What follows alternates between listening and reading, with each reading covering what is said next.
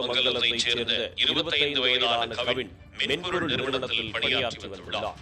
கவின், அவரது தாய் செல்வி மற்றும் உறவினர்கள் திருநெல்வேலி கேடிசி நகரில் உள்ள ஒரு மருத்துவமனைக்கு சிகிச்சைக்காக அடிக்கடி செல்வதை வழக்கமாக வைத்துள்ளனர். இந்நிலையில் அங்கு சித்த மருத்துவராக பணியாற்றும் தனது பள்ளி தோழியான ஒரு பெண்ணுடன் கவினுக்கு நட்பு ஏற்பட்டு காதலாக மாறியுள்ளது.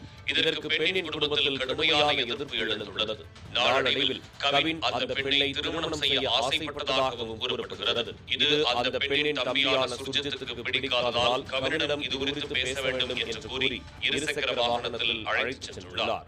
கேடிசி நகர் அருகே அஷ்டலட்சுமி நகர் முதலாவது தெரு அருகே அம்பாள் மருத்துவமனை அருகே வந்தபோது தான் மறைத்து வைத்திருந்த அறிவாளால் கவின் மீது சுர்ஜித் தாக்குதல் நடத்தியுள்ளார். இதில் முகம், கை, கால் என அனைத்து பகுதிகளிலும் பலத்த காயமடைந்த கவின் சாலையில் விழுந்து பரிதாபமாக உயிரிழந்தார்.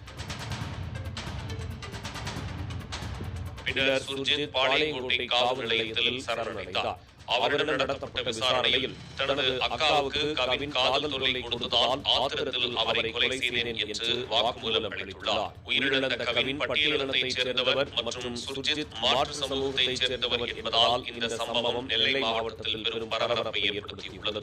சுர்ஜித்தின் பெற்றோர் சரவணகுமார் மற்றும் கிருஷ்ணவேணி மணிமுத்தாறு காவல் நிலையத்தில் உதவி ஆய்வாளர்களாக பணிபுரிகின்றனர். இதனால் இந்த கொலை சம்பவம் மேலும் சர்ச்சையை ஏற்படுத்தியுள்ளது. உயிரிழந்த கவினின் தாய் செல்வி பாளையங்கோட்டை காவல் நிலையத்தில் அளித்த புகாரில் சுர்ஜித்தின் பெற்றோரான காவல் உதவி ஆய்வாளர்கள் அவர்களது மகனை தூண்டிவிட்டு என் மகனை கொலை செய்ய வைத்தனர் என்று குற்றம் சாட்டியுள்ளார். இந்நிலையில் காவல் நிலையத்தில் சரணடைந்த சுர்ஜித் மீது வன்கொடுமை தடுப்பு சட்டம், கொலை முயற்சி மற்றும் ஆயுதங்களை பயன்படுத்திய குற்றம் உள்ளிட்ட 4 பிரிவுகளின் கீழ் வழக்கு பதிவு செய்துள்ளனர். மேலும் சுர்ஜித்தின் பெற்றோருக்கு இந்த கொலையில் தொடர்பு உள்ளதா என்பது குறித்து விசாரணை நடத்தப்பட்டு வருகிறது. இதனிடையே கவினின் உடல் பிரேத பரிசோதனைக்காக திருநெல்வேலி அரசு மருத்துவமனைக்கு அனுப்பப்பட்டுள்ளது. இந்த கொலை சம்பவத்தால் அந்த பகுதியில் சட்டம் ஒழுங்கு பிரச்சனை ஏற்படக்கூடும் என்பதால் போலீசார் குவிக்கப்பட்டுள்ளனர். இந்த வழக்கில் முழுமையான விசாரணை நடத்தி குற்றவாளிகளுக்கு கடுமையான தண்டனை வழங்கப்பட வேண்டும் என்று கவினின் உறவினர்கள் வலியுறுத்தியுள்ளனர்.